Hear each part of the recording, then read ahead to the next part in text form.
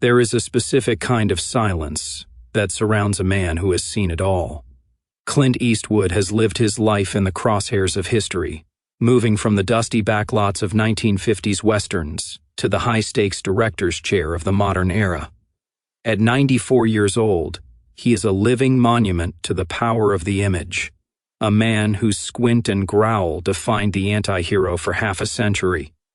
But beneath the stoic exterior, beneath a man with no name and the dirty, hairy persona, lies a mental archive of the most dangerous, manipulative, and truly cold-hearted individuals to ever grace the screen. Clint wasn't just a star, he was an observer. He watched from the shadows as the icons of the Golden Age and the rebels of the new Hollywood era tore themselves apart.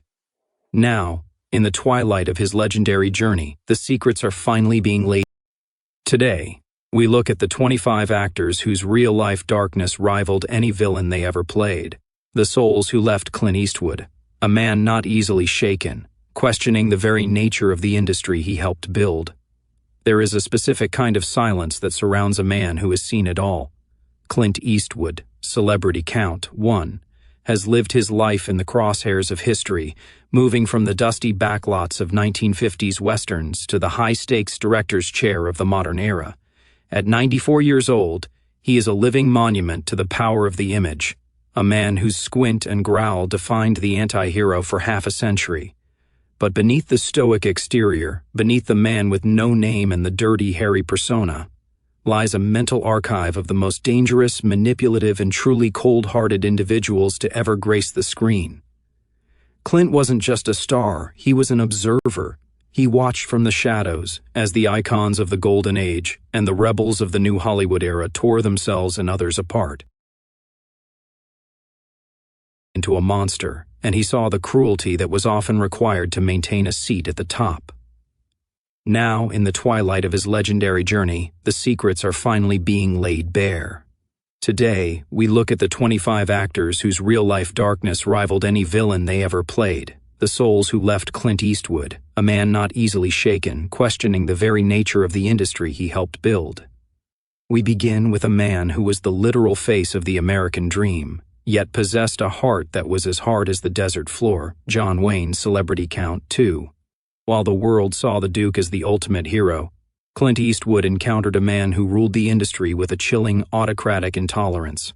Wayne didn't just want to be a star, he wanted to be the judge, jury, and executioner of Hollywood morality. Clint recalls the intense friction that occurred when the new Hollywood style began to emerge. Wayne viewed the younger generation as a threat to his curated image of patriotism and strength. He was known to use his massive influence to blacklist actors who didn't align with his narrow political views, and to publicly humiliate those who dared to bring a more complex, human fragility to the Western genre. Behind the swagger and the slow drawl was a man who possessed a deep, often malicious resentment for anyone who threatened his throne, treating the industry like a private fiefdom where dissent was met with professional exile. If John Wayne was the king of the old guard, Faye Dunaway, celebrity count 3, was the chilling queen of the new. Clint Eastwood, having navigated both the acting and directing worlds, saw the Ice Queen from every angle. Dunaway was a woman of extraordinary talent, but she used that talent as a high-tensile wire to choke the life out of every production she touched. She possessed a legendary capacity for calculated cruelty, often targeting the most vulnerable members of a film crew to exert her dominance. Clint remembers the stories of her legendary outbursts, moments where she would halt production for hours over the temperature of a drink or the placement of a shadow, not out of artistic integrity, but out of a need to see everyone around her scramble in fear. She lived in a state of permanent, aggressive isolation, viewing collaboration as a weakness and treating her co-stars like obstacles to her own glory. Behind the sophisticated beauty was a mind that seemed to find its only peace in the wreckage of other people's nerves. Klaus Kinski, celebrity count 4, represents a level of darkness that bordered on the genuinely psychotic.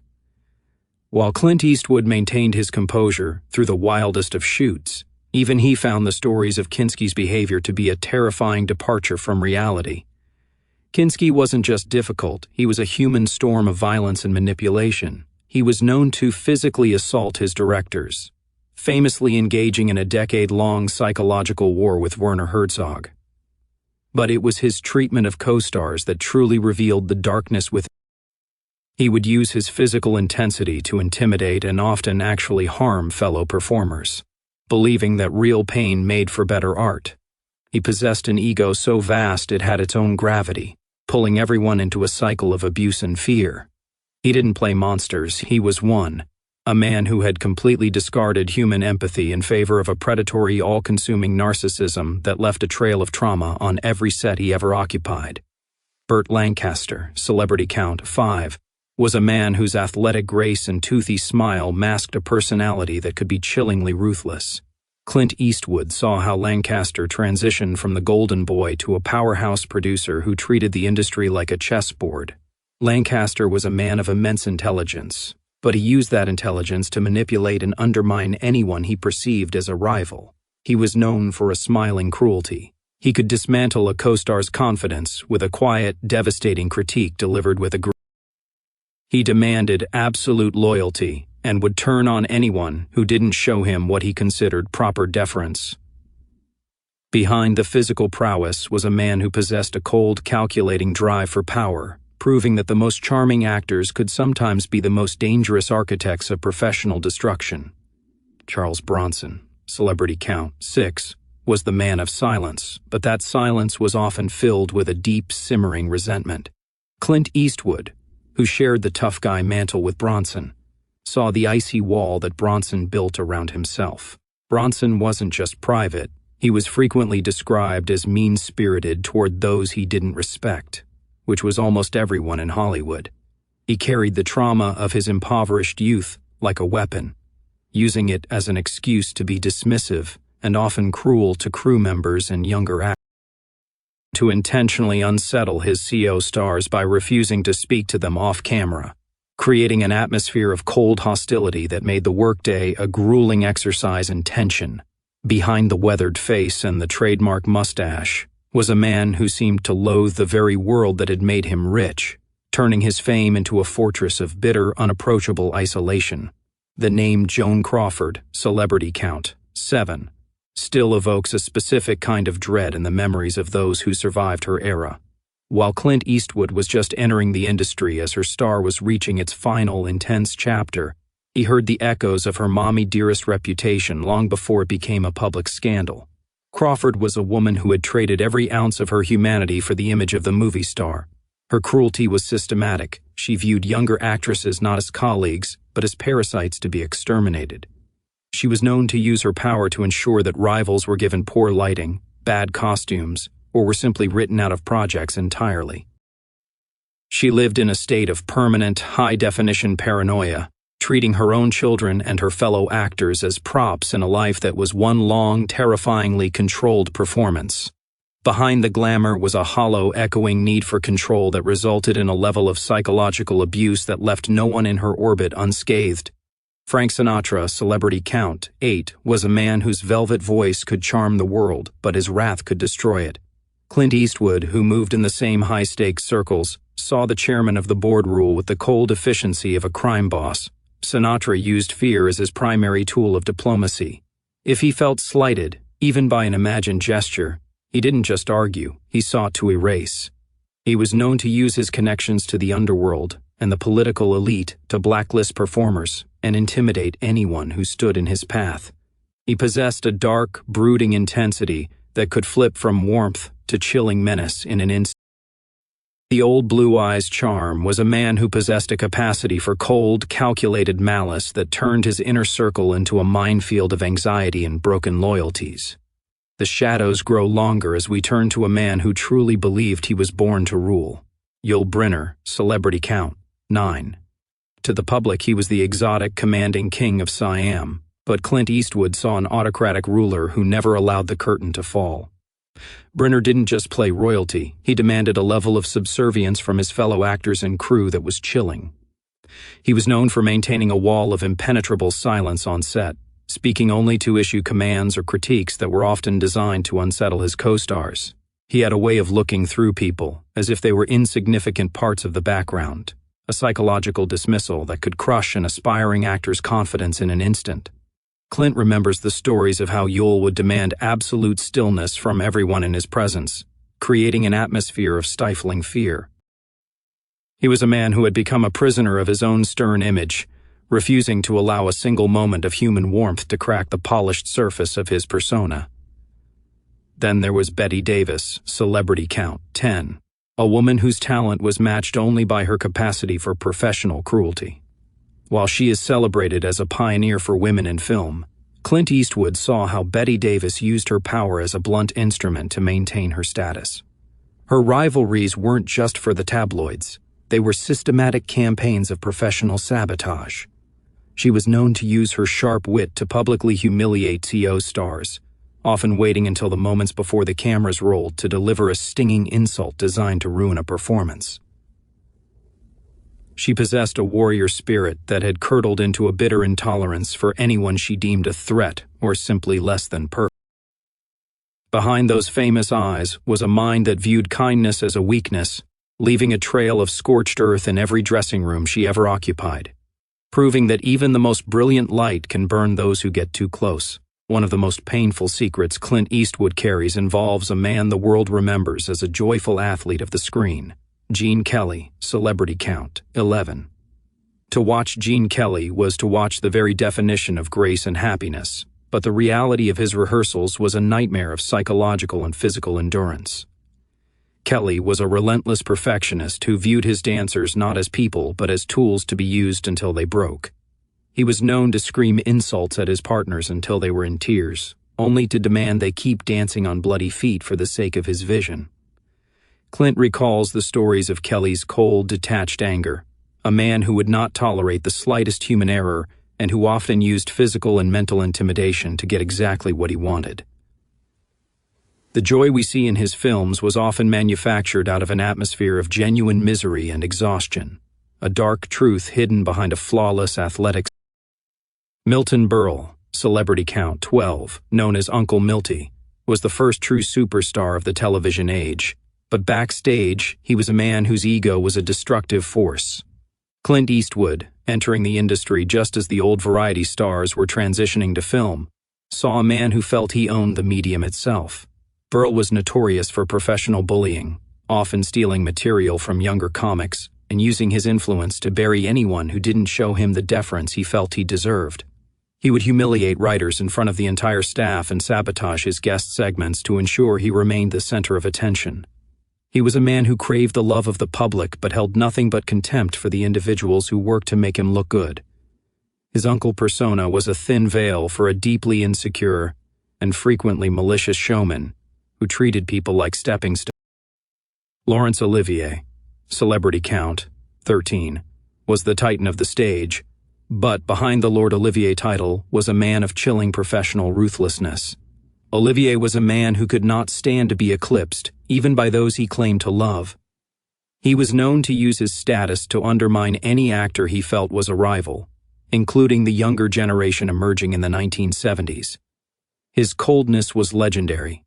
He viewed acting as a purely technical exercise and often looked down on those who brought real emotion to their roles. Clint Eastwood remembers him as a man who possessed a certain theatrical arrogance that allowed him to treat people as secondary to his own legacy. He had mastered the art of the performance, but in doing so, he had seemingly lost the ability to connect with people on a human level, leaving a trail of icy interactions and broken professional relationships. Peter Sellers, celebrity count 14, appears on this list as a reminder that the darkest souls often hide behind the biggest lies. Sellers was a genius, but as Clint Eastwood and those who worked through the era recall, he was a man of profound and often cruel instability.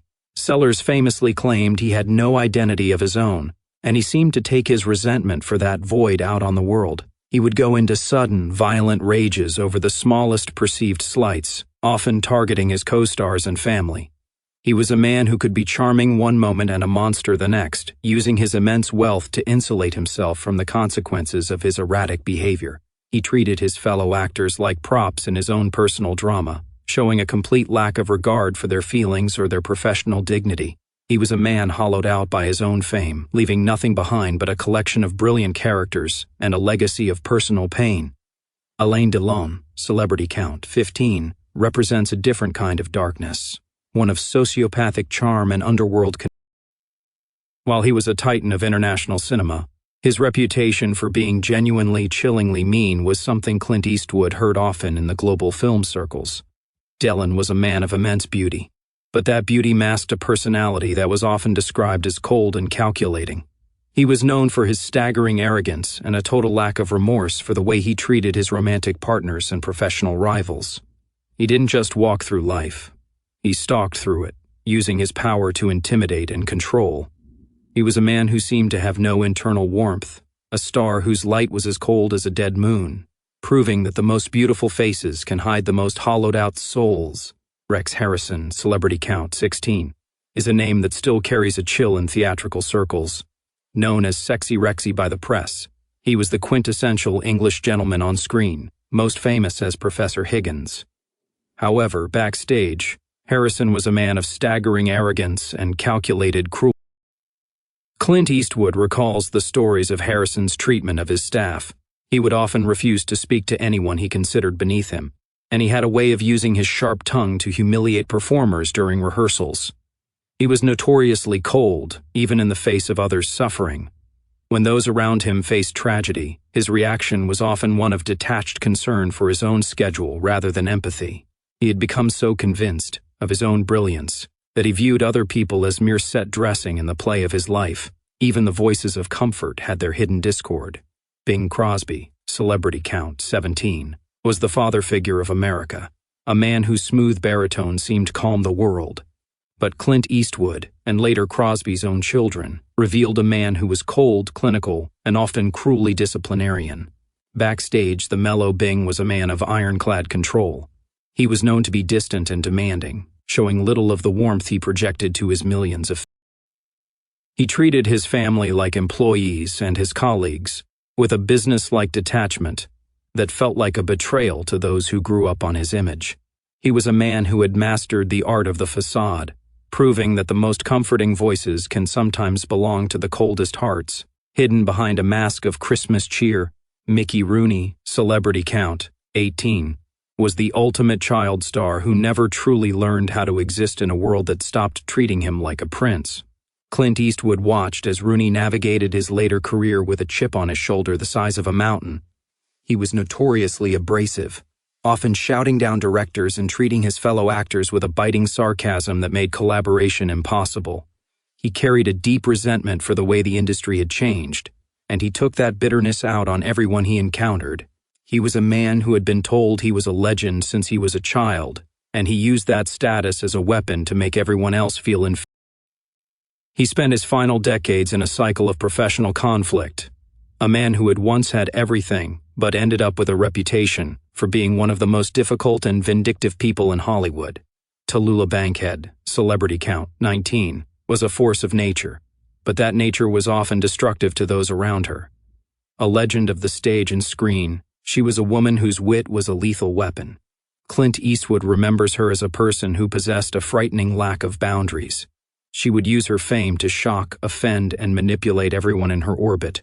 Her eccentricity was often a cover for a genuinely mean-spirited streak, where she would publicly mock the insecurities of those around her just to see them flinch. She was a woman who craved chaos and would often manufacture it at the expense of others' mental health.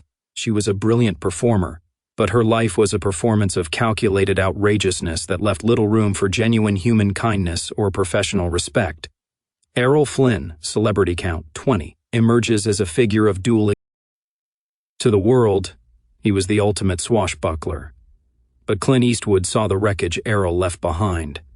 Flynn wasn't just a reckless partier. He was a man who possessed a predatory, almost nihilistic disregard for the lives of others. He lived by a code of total selfishness, treating the people around him as fuel for his own self-destruction. He possessed a charm that was as dangerous as it was seductive, leading many into a cycle of ruin.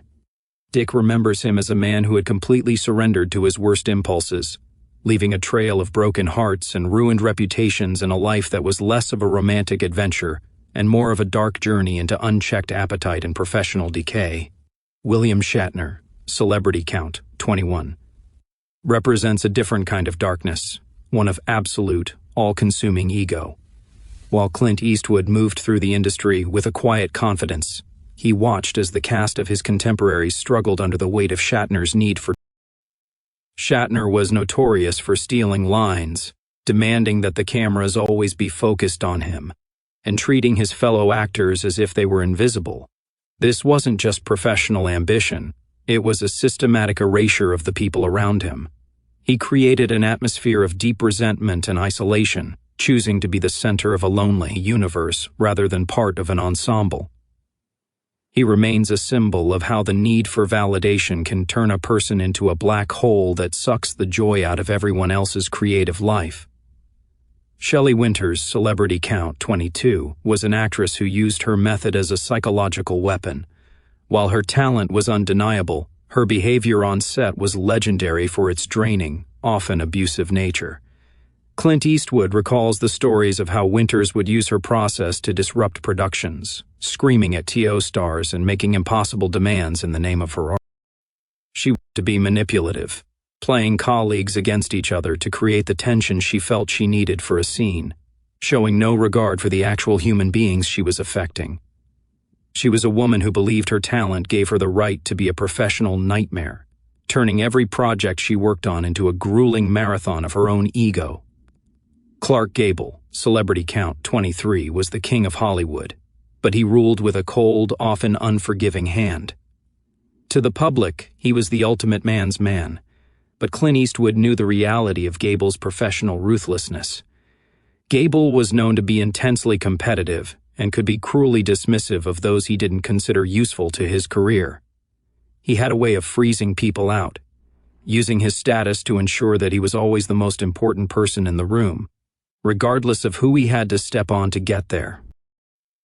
Behind the famous mustache and the rakish grin was a man who viewed the world through the narrow lens of his own power, leaving a legacy of distant, often icy professional relationships that stood in stark contrast to his screen persona.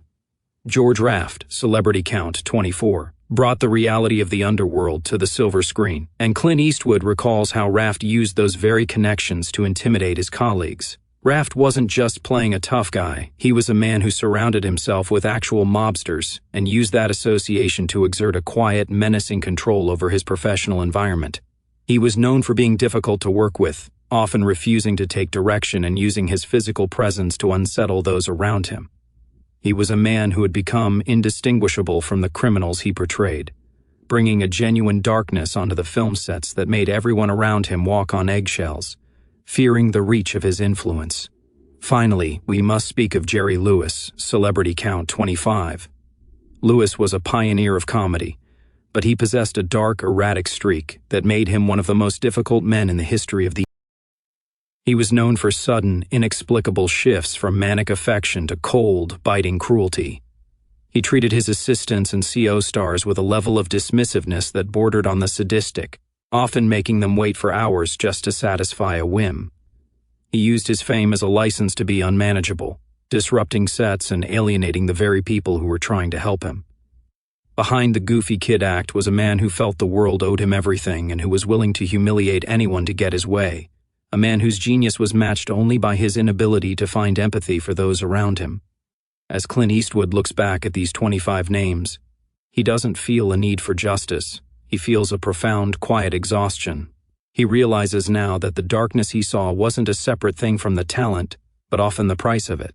He saw how the industry takes the broken parts of a person and magnifies them, giving them the power to be icons and the permission to be mocked.